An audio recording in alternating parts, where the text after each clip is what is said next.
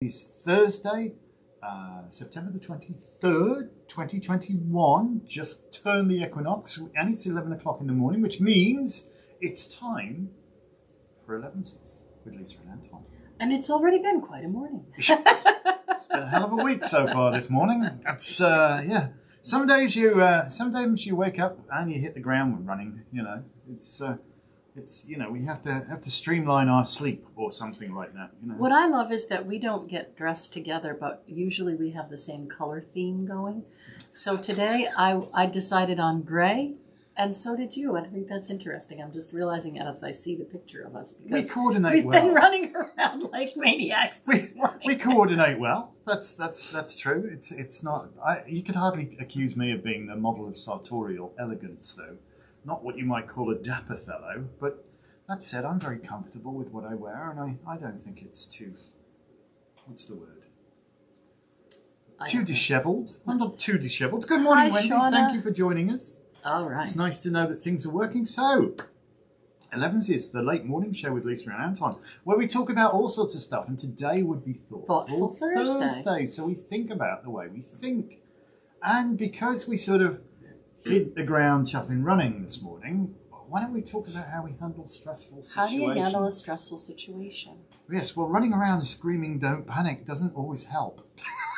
Okay, well, I don't know if you want me to go first or if you want to go first. Sure, no, have at it. But I'm going to talk for a few minutes, so you'll have to restrain yourself. You know, I should have got a bigger cup of coffee. I think so.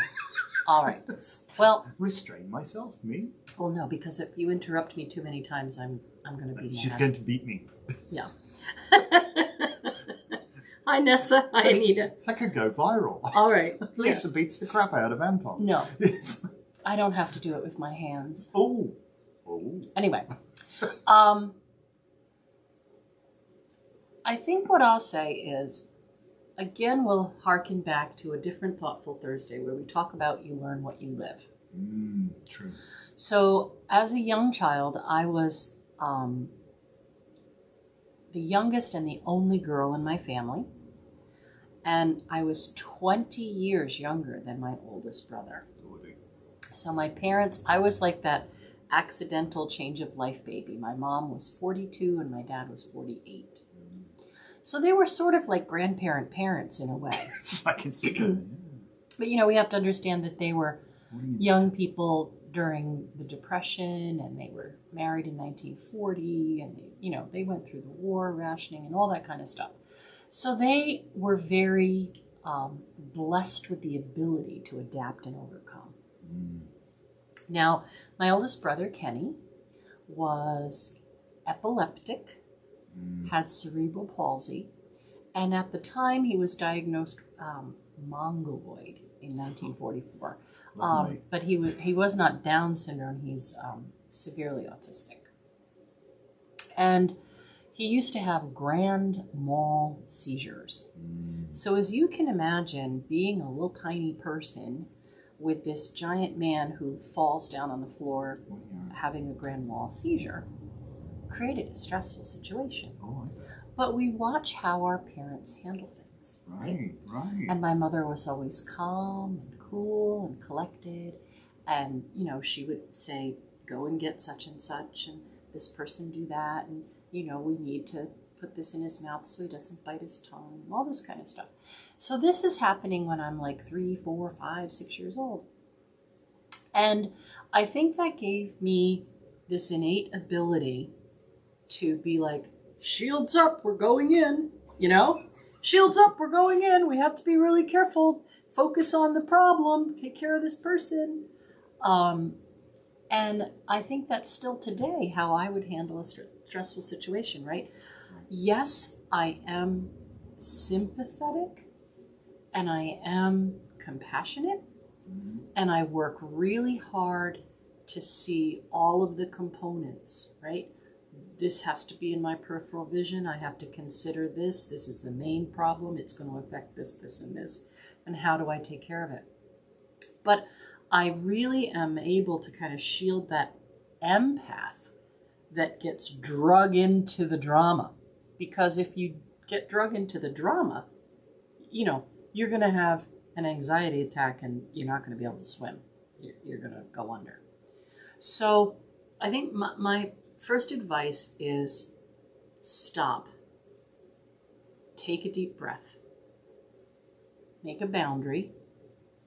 And you reach beyond that boundary, but don't let the stress or the situation come in, you know? And this goes for a work situation. This goes for coming upon a car accident where someone is, you know, spewing blood out of their femur or whatever it is. Or a horrible argument that's taking place that you want to try to diffuse. Whatever the stressful situation is, stop.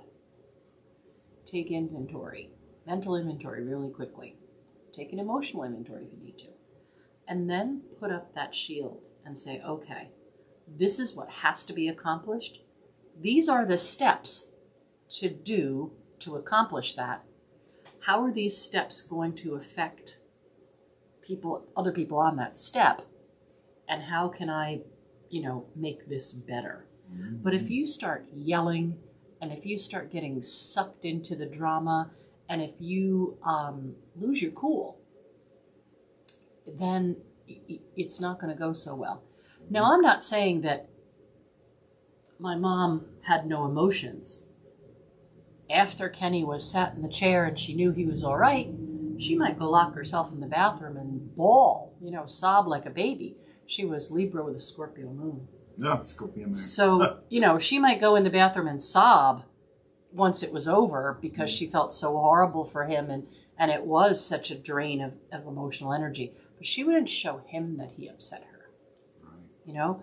So I think we need to do more real care for each other without getting drawn into the drama. When you get drawn into a drama, all the negative emotions come, right? Anger, resentment, the stress, the worry, all these negative emotions come in when you get drawn into the drama.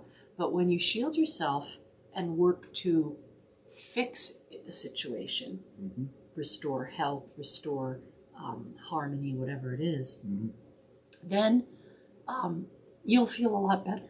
So that's your turn. Well, no, she said it all. And it's really funny because we were joking about this morning because we always do. I mean, we always have a little dig at each other sometimes. And she's getting frustrated that in and amongst all of this crap that we're dealing with this morning, we have a commitment to be live at 11 o'clock.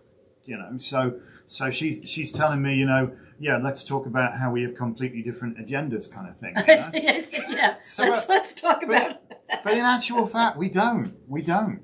The thing is, and this is interesting, what Lisa was just saying. I just want to re-echo that, if I can.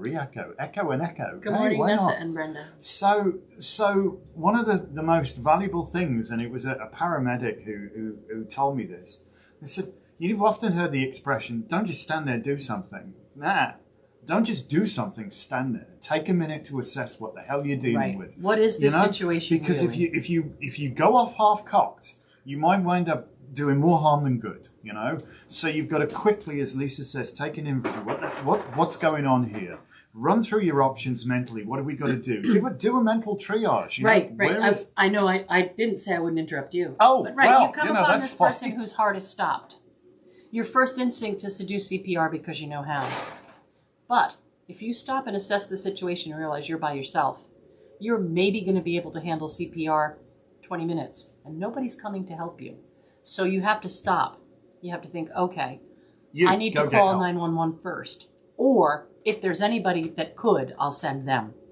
But if you're by yourself, you're going to call 911 and then start CPR. Well, you're going to call 911, you're going to put the phone down on speaker by the side of you while you do CPR. Yeah.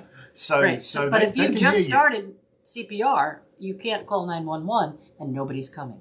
So you have to prioritize and assess rather quickly sometimes. Yeah, and if the emergency operator hears you going 1, 2, 3, 4, yeah, they know they're on a hot call. They're going to be sending somebody there, So they're not going to be bothering you. They can triangulate your position. Always call 911 first. Yeah, exactly true. Yeah. Either you do or you get somebody going there, but you deal with what's going on. Yeah. And ABCs. Airway, breathing, circulation in that order, as I learned it. But this isn't what I'm trying to say is any situation, even if it's not a physical physical one. Right. An emotional one. Yep. A work one. You know, like you come into work and you find out that somebody stole your idea, sold it to the boss, and got a bonus for it. How you going to feel about that? You have to stop and assess the situation before you go and run your coworker through, right? That's killing the coworker or going in there and starting a huge argument and lambasting the coworker. I think I would go to the boss first and prove that that was my idea and say, hey, not boss. only should this person not have the bonus for my idea, they should also be reprimanded for lying to you, because how can you trust them to have your best there is interest at that, heart? but there's also a way to spin it even better. You know, I'm really glad that the idea that I shared with my coworker who brought it up the line. You love it, and we're running with it. I have an awful lot more good ideas, and I think I'd like some more responsibility and like the opportunity to show those ideas. You know, so you're putting yourself. What the heck? Jesus would flip the tables. Consider that. I don't know what you're talking about, but Who is that? that's Aaron. Flip what tables? Are we gone to casino now? Are we talking about turning over money changers? Jesus, invoking that deity is not going to help you at all. Is it?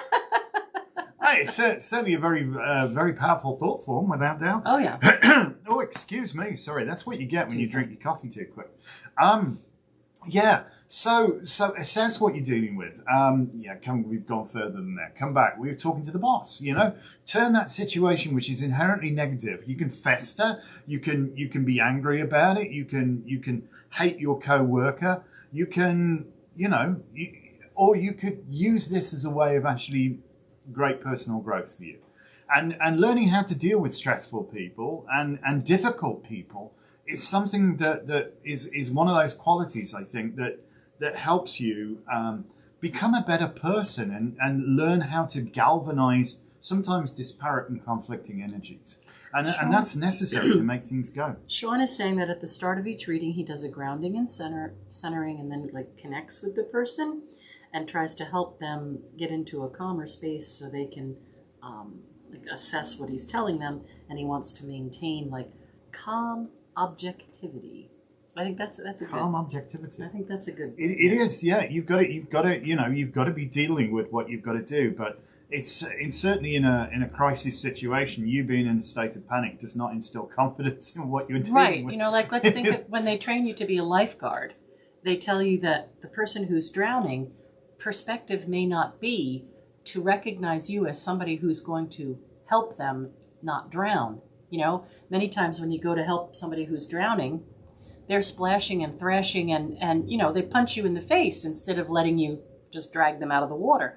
So kind of apply that to any situation. If somebody feels like they're going under and they're thrashing and thrashing, whatever the situation, you want to help them not drown in that situation. Yep. You have to assess how best to do that, Not so that you don't get sucked in and taken out of commission yourself. Yeah. So you lose the ability to actually help them. Do you need tissues? No, I was looking for the cards, but they're on the desk in the hall. I can run and get those. We'll get those in just a second. But, what were we talking about? Yes, the learning to be calm and rise above a situation is critical, especially in a stressful thing. The first point you've got to do is if you become very task-oriented. Right, what's the objective? Yeah. How do I get to the objective? Very focused on what we're trying to accomplish here. You yourself won't get stressed out. Because what you're doing is actually doing it. If you're just focused on, oh my God, how can everything be going wrong? You've taken on the problem. You've become part of the problem, and you are effectively going around like the headless chicken at this point. My electric stove is on fire. Oh, it's on fire! It's on fire! My electric stove is on fire, and I don't have a fire extinguisher. It's on fire. Should I throw water on it? No, that's gonna make. Should I? Salt. You got to figure out what's the best way. Yeah. Fire requires heat, fuel, and oxygen. Separate one of those three. Remove one of those three. That's what I'm saying. Find the objective and figure out your steps to best achieve the objective. We should teach kids this in school. We should teach kids basic CPR. We should teach kids basic firefighting. The basic stuff. We're not talking about. Don't even get me started. We should teach kids that. There was a meme on Facebook a couple of weeks ago that said, "What do you think we've left out of teaching children?" And there's a whole list of things that I would put there, like how, we're talking about high school students now, right? You got to be old enough to comprehend. Right. How to balance a checkbook, how to budget your money, how to plan a menu, how to grocery shop, how to change a tire. Basic health and resource things. Algebra is fantastic to teach somebody, and chemistry is fantastic to teach somebody, geometry, fantastic to teach somebody. But if they can't balance a checkbook, how are they going to get anywhere? Here's the thing. As you move later in life, you realize that these things that you were being taught at school, which were in isolation and were like odd things, what use is that until sometime you see it in a practical application? Right. Well, he was a computer programmer. I use algebra every day. I used to tutor algebra in high school, but I have no recollection of how it works now. But maybe it has helped me with problem solving. I don't know. It's you're balancing an equation if you need to arrive at something. This is basic algebra. So, but it's if you understand what it is you're trying to achieve, if you understand the nature of the task. Where is X? Why are you asking me that? It's probably in Texas. Sorry. But so, practical applications. I think when you get older and you actually see where you use those things that you learn, they make more sense to you. Well, to me, particularly. I think sometimes, just like the data dump here, we're going to learn this. Why? Yeah. But if you know why it is you're learning it, what is the root, how this is used, and it becomes fascinating. And I think that's what separates, a teacher from an incredible teacher, from an incredible educator, is where they capture the kids' imagination. And again, I'll just say that I was so lucky to have the parents that I had. Indeed. My mom did teach me how to balance a checkbook and balance a budget and create a menu. Does anybody actually use a checkbook anymore? Well, I certainly do. Well, you do. You're right. I don't know how many bloody checks a day. There is that small thing. Let's write another check. Yeah, and my dad taught me a lot of practical things. He used to refinish furniture and vehicles, and I said he taught all my friends and I how to drive, and I was very, very blessed.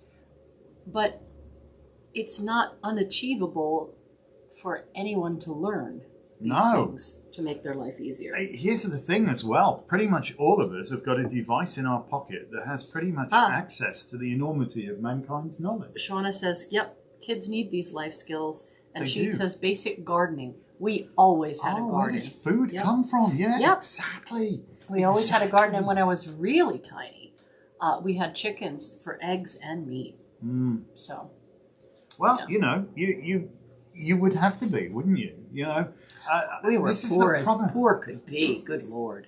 But you were rich in other ways. We were rich in other ways. Rich in other ways is the thing, and I've come across countless people that are dripping in money, ludicrously rich, but as miserable as the day is long, Yeah, money doesn't make you happy.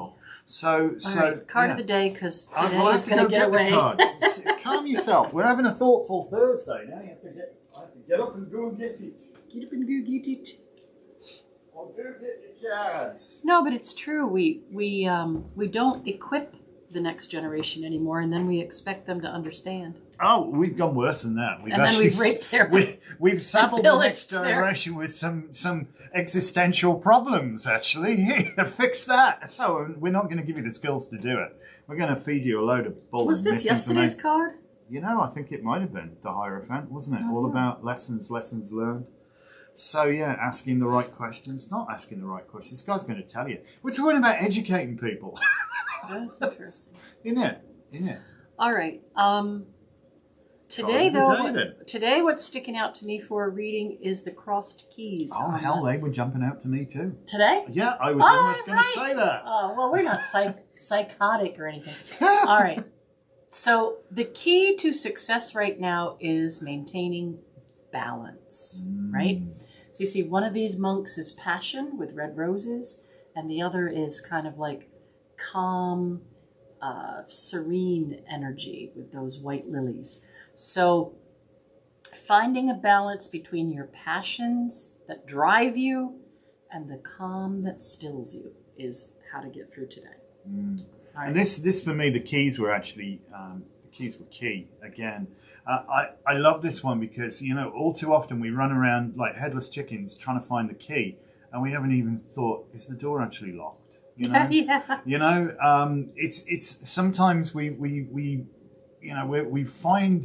find a problem for a solution. You know what I mean? We really do, rather than allowing our innate understanding, which lies within all of us. It lies within all of us, but it just has to be nurtured in the right way. You know, you've got to just be mindful where you're receiving your information, and ask hard, searching questions. You know, ask those questions. Don't take everything at face value.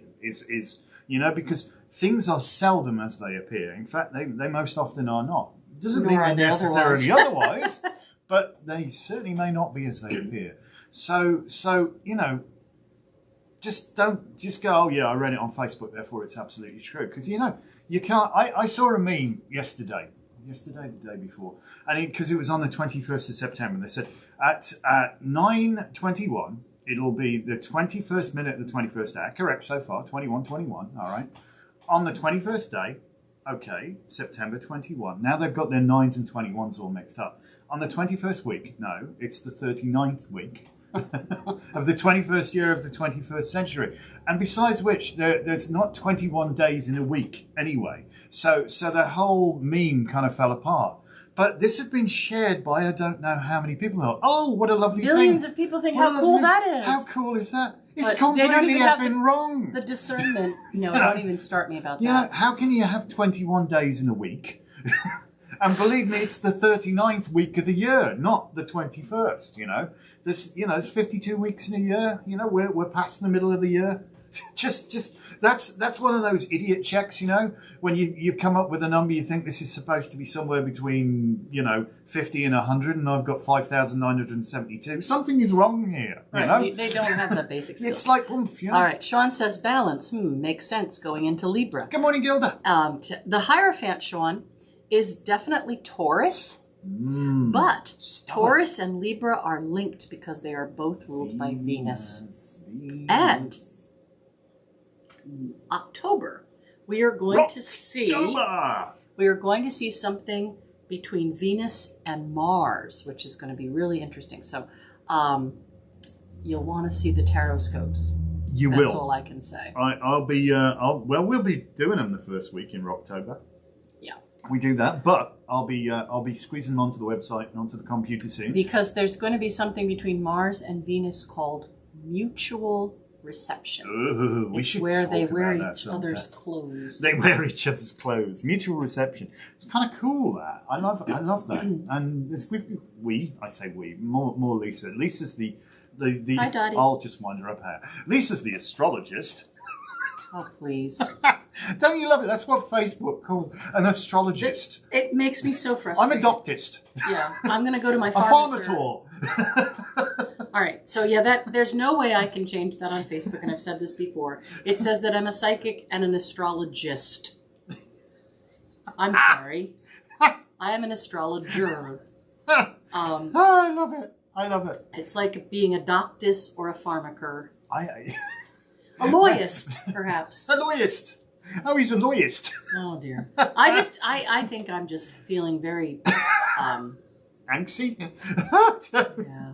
I don't know. I'm feeling the very... The derp is strong sometimes. I am tired at tolerating stupidity. Oh, yeah. I'm not saying I'm, brilliant but mind, here's the thing. Come on, I think for myself. You see from where you're standing. I love the fact that, I don't know if you guys have ever heard, I think we've talked about this. We'll just witter on for a couple of minutes more. Can we please? Can we? Oh, sure, there's nothing going on today. Do. Yeah, but we're no fires doing to good put out. No, well, actually there aren't so far. We dealt with that. Well, we dealt with the fire before it happened, yes. Dodgy breakers. So that's dealt with. Anyway, so it's time to prevent something is before it happens. Ounce of prevention, pound of cure. Exactly. And it's usually more than a pound. So here's the thing, and this is where I have this adage, I suppose. You know, you can take a person to knowledge, but you can't necessarily make them think. And sometimes there's this thing called the Dunning-Kruger effect, and it's really the Kruger-Dunning effect. I've probably got it wrong. I think it's Dunning-Kruger, and I think you've talked about that have I? too. Yeah. Which is the guy who thinks, but I wore the juice, man. Yeah, you told that whole story. I did tell the whole story. But yeah, people don't have the capacity to not know that they're completely wrong. They don't understand they don't understand. They're so sharp, I've got this totally reasoned out. And frankly, they can't find their own arse with both hands. You know? And that's where you're at with some people. And it's very difficult to reason with such a person, because it's like trying to reason with a drunk or drugged individual.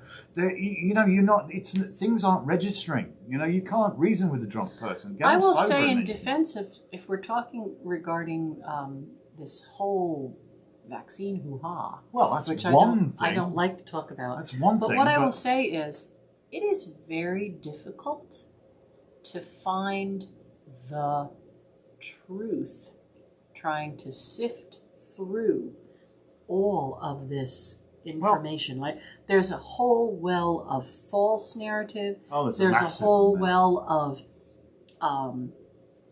manipulative narrative. There's all this information. So to actually figure it out is very difficult. And that is another reason why we have going on what we have going on. That America is doing so poorly to fight COVID, because we have lied, screwed, blued, and tattooed people. To what aim? To what is the aim of that? Yeah. Why? I mean, we this would be very difficult without even getting full on political at this point. Right, and I don't want to go there. Yeah. But I'm just saying that people don't know what to believe. So they're stuck at the standstill part, right? So here is where you rely on your own critical thinking. Right. And that's what we try to teach people to do in the Craft of the Wise. Right, but I'm saying, like, we've just said, you come upon this horrific situation, stop and assess. Mm-hmm. So many people are stuck at that step, right? They're at the stop and assess, and they can't get past it. Meanwhile, the fire is raging further and further out. Well, there's a point where inaction becomes a problem. You know, there absolutely is a point where inaction becomes a problem. And, but we try to get people to think. We do. We deliberately, part of our Craft of the Wise course, and whenever you do it, you'll find this, we will challenge the way that you think. Even if we completely agree with you, we're going to challenge the way that you think. Because just to get you to think. start That's to think for yourself. Yeah. And that is the most powerful thing that you have, is your ability, to reason stuff out, to do that. And then we start to bring in, because you've got to get that left brain, right brain balance. You've got to get the passion and the calm. The practical with the compassionate, the emotional with the, get it done kind of thing. The drive with the speed control. all of the above. The pragmatic with the intuitive, all of this makes a perfectly balanced. I'm not perfectly balanced. I'm way out of balance. No, but just try to think for yourself. A good, well-rounded individual, and that's ultimately that's the journey within self, to do that, to be the best that you can be.